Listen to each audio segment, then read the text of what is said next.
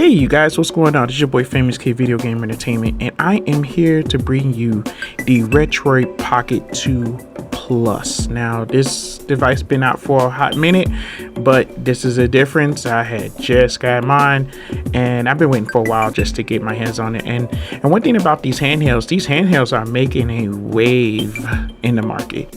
And I feel in a lot of cases, because there are a lot of ways of playing these games and emulations and different types of stuff, but it all depends on how strong these things is to be able to run certain emulations that you might want to play. So before we go any further, make sure you hit that like and subscribe button. Click the like and subscribing.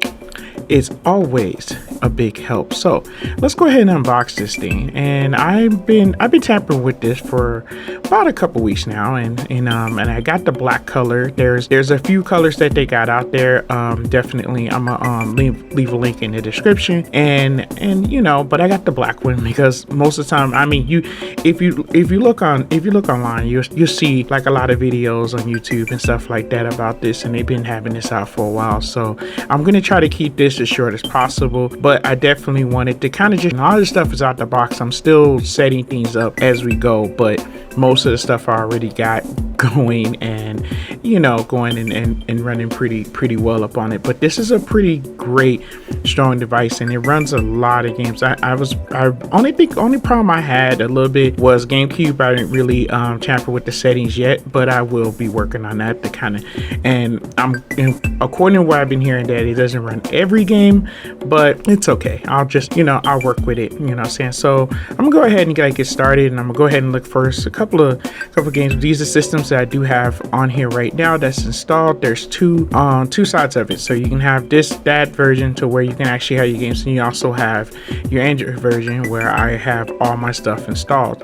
There's just so many tutorials on how to set this up out there, so that way you guys and if you guys really want me to do a tutorial on how to set like a certain system up or something like that, then let me know. There's going to be, in some cases, as I'm setting things in motion and testing out some of the games, I will be showing you guys how to install some of your cores and stuff like that, so, but it's pretty self-explanatory. So first of all, we're going to go ahead and I'm going to go ahead and select a couple of games here. Just like I said, the GameCube, I'm really I can't tap around, but I'll show you how far I got with it. So we're gonna go ahead and we're gonna play, let's see, let's start with wave racing. That's just let's go ahead and jump up into this and show you some gameplay of how this game runs really well. I had and I haven't had no problems with 64. I only installed like a few games, as you can see, but I think I'm just gonna put way more into the library to really get down on some games. But as far as the controls go, I haven't had no problems out the box. I didn't really have to do any extra settings or anything like that. This is this is going pretty well. So now I wanted to kind of plug it up to the monitor because it's just way more easier. So I picked up this cord from Walmart called the ON cable, which is like, so it has two of those ports on the front. So I was able to try to just plug this up so that way you guys can get a better view of this. This ain't gonna give you like this big super high resolution, but it really looks good on the screen. And basically you could just use the Retroid as a controller. You can just it plays just like a like a normal Xbox controller, with the configurations. So that's cool. So we're gonna jump into some more gaming and test some more games out to where that so I could show you guys, because it was just way more easier to do it like this on the screen. So okay, so let's just go ahead and hop into NES. We should already know that this is gonna run like really no problem, but in this case I wanted to show you guys a few of the games. Now when you start your game, you're gonna see some things on the screen, but once after you go ahead and like just start pushing a button or two, then it's just gonna leave on the NES. It's pretty self-explanatory. So let's go ahead and get started and play a little bit of some classic Tetris. Oh man, this is definitely a true classic game when it comes down to it. It's just like, wow. So this takes me back.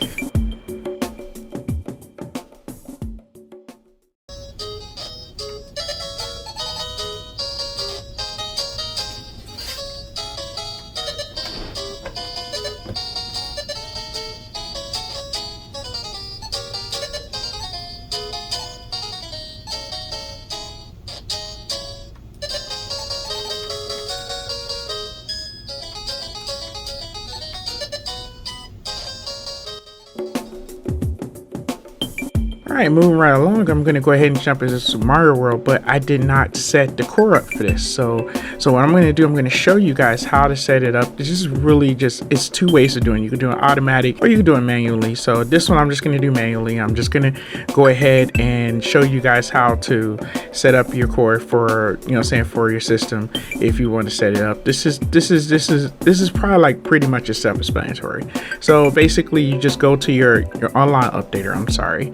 You go to your online updater so we can download your core. So you can go to your core downloader so that way you can, and there's plenty of cores, so you can go all the way down. You can, I mean, for real, it's just, it has everything you possibly need. And seriously, and you go, you know what I'm saying, I could just go all the way down to, and you know, because sometimes some people like their a certain core that they like say for instance with the PS1 people like Duck Station. So I mean, so that's, you know, or Sega Genesis, you might want your, you know, saying a certain core for that, you know, saying, or, you know, so they have all types of cores. This is basically is just no more than like the RetroArch setup and everything else. So which is really cool, which is pretty easy. And if you guys are watching videos like this, I'm quite sure you guys are probably like familiar with emulations and RetroArch because it's probably available out there.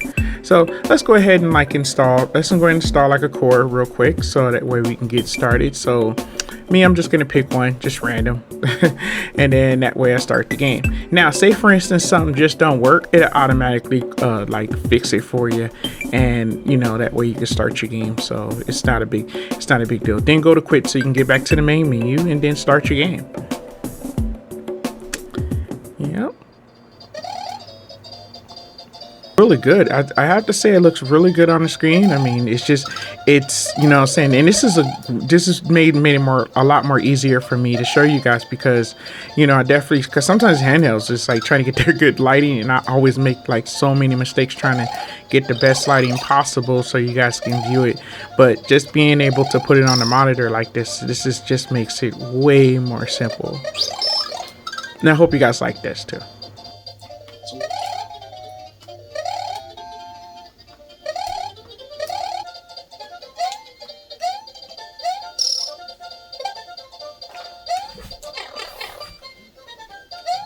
All right, moving right along, we're gonna go into some Bonk's Adventure.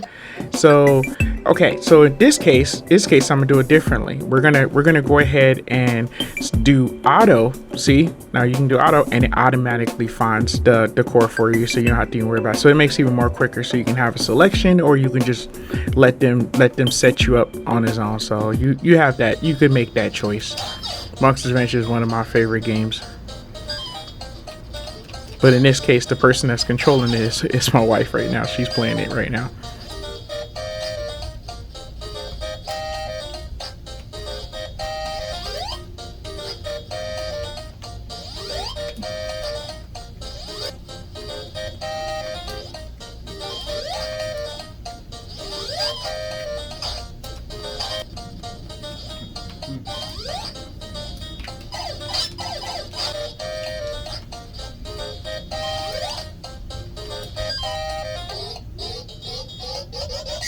So let's move on to PSP. PSP Dexter, I had no problems with this. This loaded up right off the back. I don't have a big library of games yet that I had put up on here, but this was just to show you guys. Stop trembling, because the Dextinator is in the building. That's a spirit. Are you ready for your first test? Just give me the butt juice, Pops, and make it a double. I'll hose down every creepy crawly that moves. No. Your first job is at the West Side Hotel. Find the concierge, and he will show you the ropes.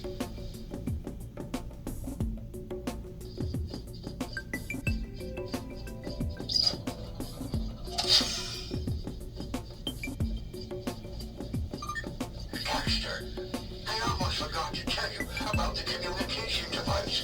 I'll use this to keep in touch with you whenever you're away from the shop.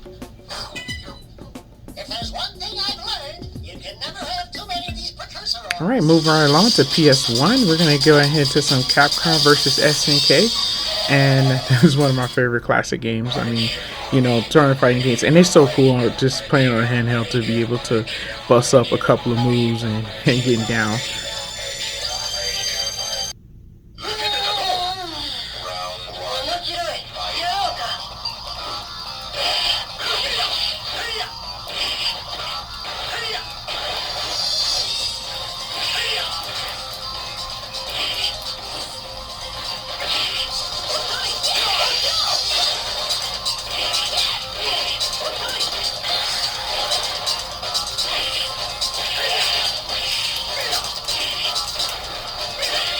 Sega Genesis, not a problem at all. It's gonna run really good, no problems. All right, move right along. This is Metroid on the GameCube.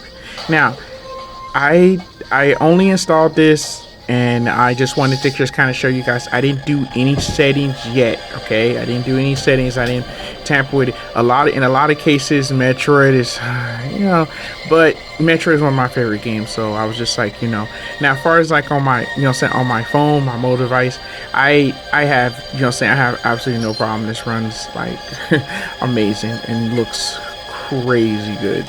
And you know, I mean, it's not gonna be perfect, but I'm quite sure there's other games that's on here that can run like really good and well, because if it didn't, they wouldn't have it like available on here. So all right, let's go ahead and move on to Sega Saturn.